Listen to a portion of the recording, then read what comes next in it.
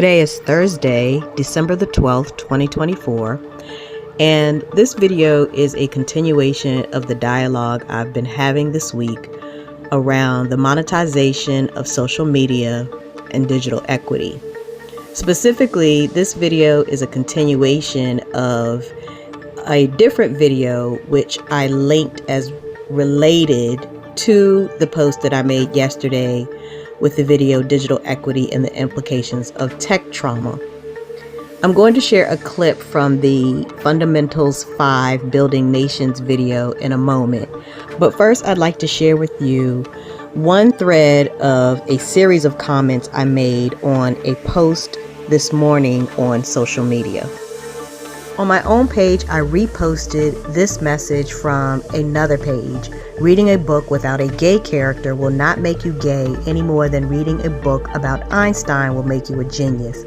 If you're afraid that books might change someone's thinking, you're not afraid of books, you're afraid of thinking. In the comments of this post, we are having a debate about semantics. It is inclusive of data collection on the necessity of medical intervention to address inclinations to offend sexually, which, in my not so humble opinion, only perpetuates a cyclical argument about the biology of homosexuality. My responses have focused on addressing the problem with sexualized media and highly impressionable children, adolescents, and young adults being exposed to it in ways that arouse curiosities they would not have otherwise. It's as if writing stories about healthy relationships would be unappealing to consumers of books or any other kind of media without the inclusion of sex, whether explicit or implied. I question how people who think this way engage in conversations with the people in their social circles, because people in healthy, secure, loving relationships do not tend to share information about what goes on in their bedrooms and can still have meaningful conversations with them. How are stories like a conversation? All of this triggered the thought, for all the sexually oriented studies and data collection they've done over decades, why isn't there a study of an entire community who has had no exposure to sexualized content or abuse from birth to determine whether sexual preference is biological or socialized? The idea of this depressed me because I could hear the arguments for why it would be impossible to find a community like this to study, and then that it's even a subject that requires study of any kind. This is the world we live in. This is what it all boils down to in 2024. I will never understand why virginity, or more commonly now celibacy, followed by a healthy, loving, monogamous marriage is averse to some people over a sexual identity, and those people will never understand me. And then of the many comment threads that I began in this particular post, I want to share this one in particular.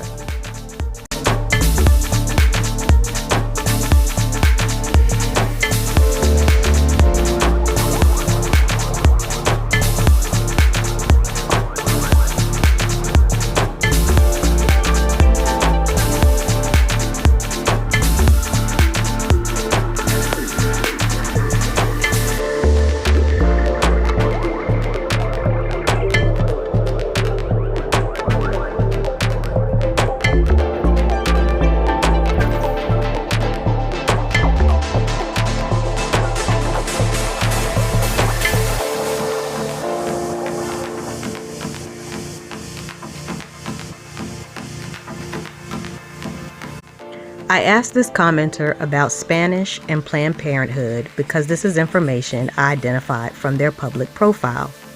I'm sharing how our conversation ended here to make the point that you cannot rely on people who do not know how to be a friend, because it is highly likely that they also do not know how to be a family, and both those things will impair the long-term health of any relationship that you have with them.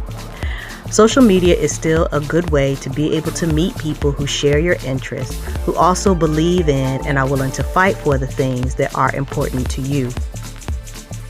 I recently began speaking with a woman I met via social media who lives in Australia because she is also experiencing the same air quality problems that my family and I have been experiencing here locally.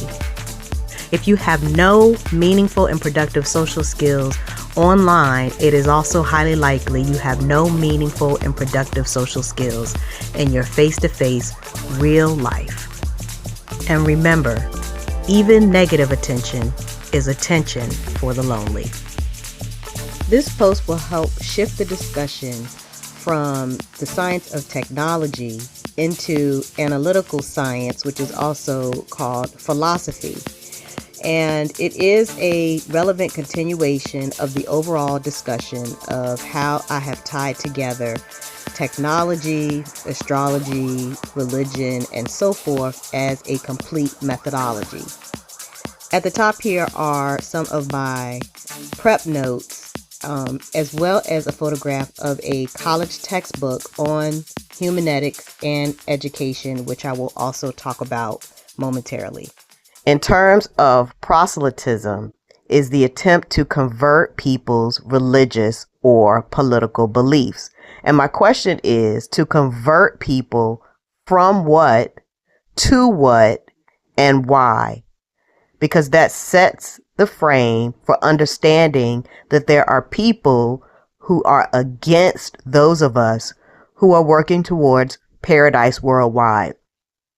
This is not imagined and is based in reality. There are people who absolutely are against the idea of a paradise worldwide where 100% of the people agree to do no intentional harm 100% of the time.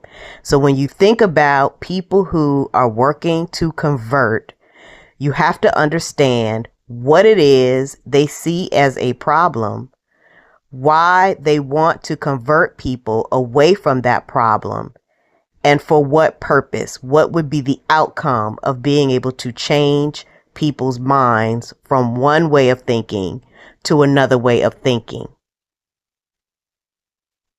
When you look at these two photos, what is the problem? Why are these two people in disagreement in each of the individual photos? How would you help them to resolve the conflict between them?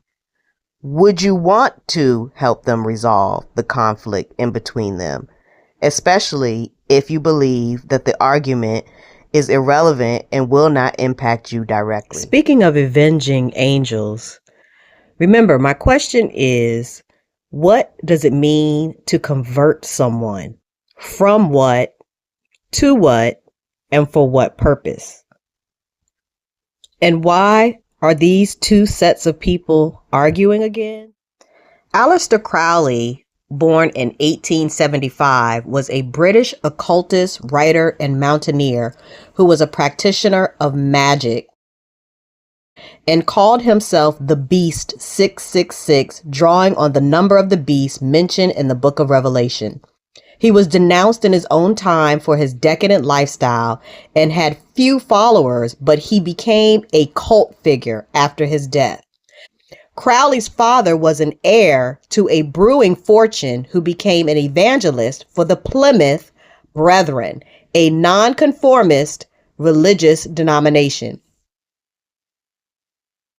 The younger Crowley, however, formed an aversion to Christianity early in life. As a student at Trinity College, University of Cambridge, he began to use the name Aleister and gained a reputation for skill at chess. In 1898, he left the university without taking a degree.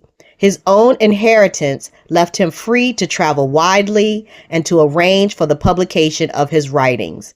His first book of poetry appeared in 1898, and numerous books followed. In 1895, at the age of 19, Aleister enrolled at the University of Cambridge to study English literature.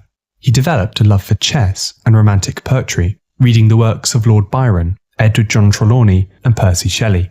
It was during this time when Aleister developed an unexplainable attraction to a fellow student, Herbert Charles Pollitt. The feeling was mutual, and the two entered a brief and passionate relationship.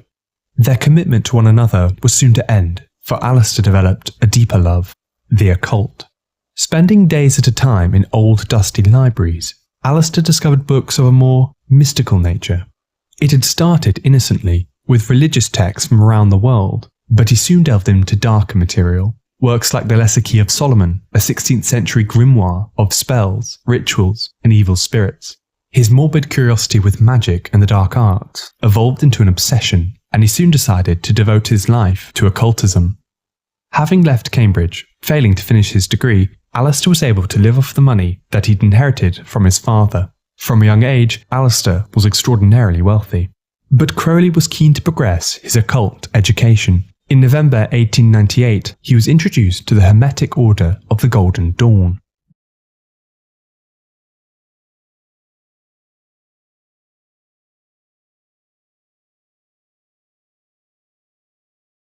The group believed to possess ancient knowledge. They studied esoteric teachings, medieval Jewish Kabbalah, and performed magical ceremonies, which included ritualistic drug-taking. Adopting the name Brother Perebduro, Alistair impressed all those around him, displaying an extensive knowledge of occult literature.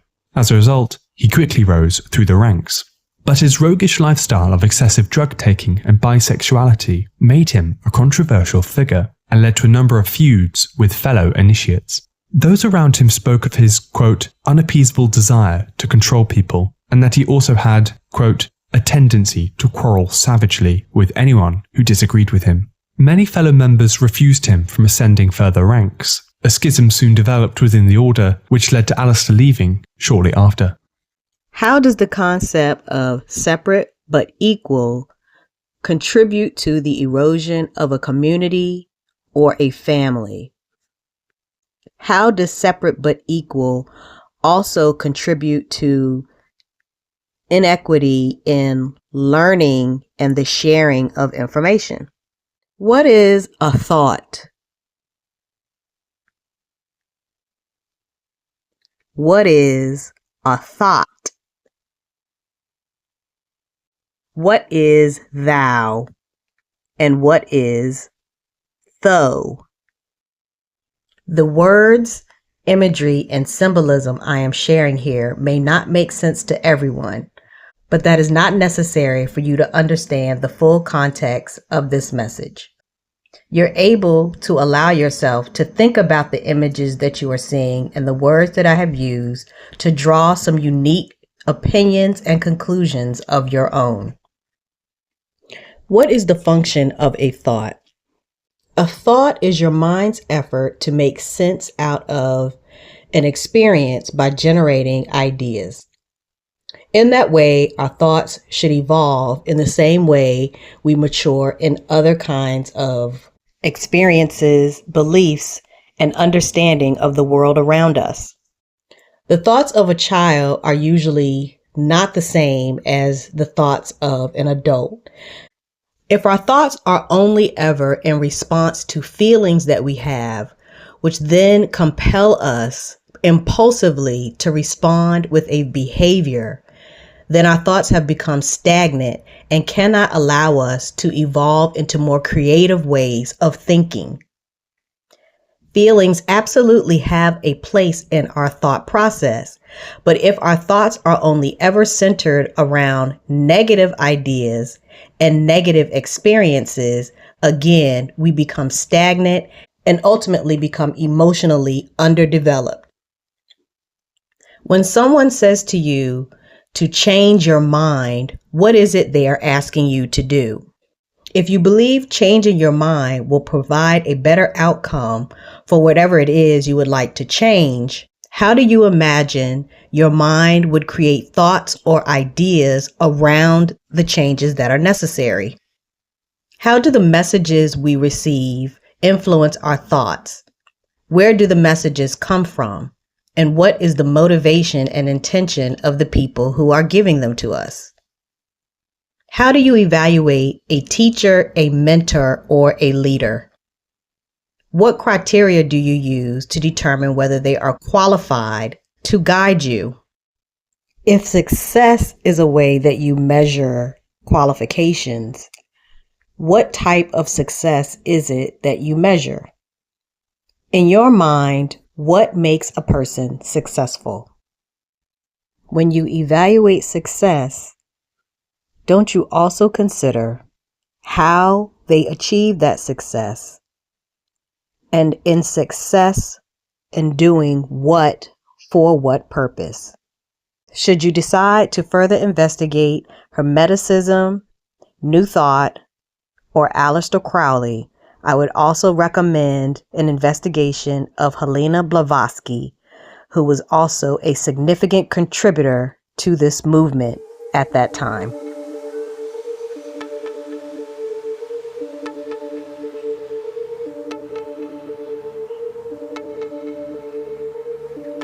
I'd like to conclude by sharing with you the preface from this textbook, Hermeneutics and Education. And I know I've covered my personal notes here because I wanted to give you an opportunity to come to some thoughts and conclusions of your own.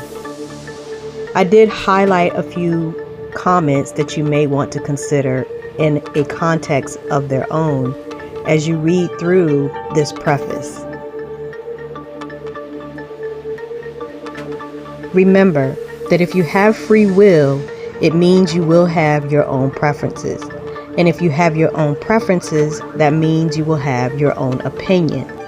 It is okay for people to have a different perspective than you have. The challenge is ensuring that everyone has the same goal. We all want to feel safe, healthy, and happy. And we all need the love of committed relationships with our friends, with our families, with our spouses, with all of our loved ones. That is family. Who doesn't want that?